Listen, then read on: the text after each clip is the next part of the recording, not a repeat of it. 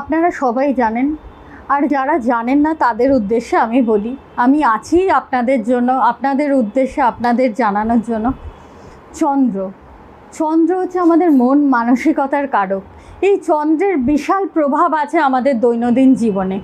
এই চন্দ্রদেবকে আমরা কিভাবে তুষ্ট করতে পারি বা ওনার শুভ প্রভাব আমাদের জীবনে পেতে পারি, আর সকল সমস্যা থেকে মুক্তি পেতে পারি এই চন্দ্রের শুভ প্রভাব যদি আমাদের জীবনে আমরা পাই, তাহলে কি করতে হবে চন্দ্রের শুভ প্রভাব পাওয়ার জন্য?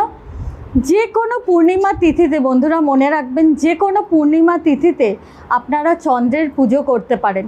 এবং তার সাথে অতি অবশ্যই মনে রাখবেন, পূর্ণিমা তিথির দিন রাত্রিবেলা দুধের অর্ঘ্য দিয়ে আপনারা পায়েস বানিয়ে বা শুধু সাদা দুধও আপনারা চন্দ্রের উদ্দেশ্যে আপনারা অর্পণ করতে পারেন। দেখবেন সমস্ত সমস্যা থেকে আপনারা অতি অবশ্যই বেরিয়ে আসতে পেরেছেন।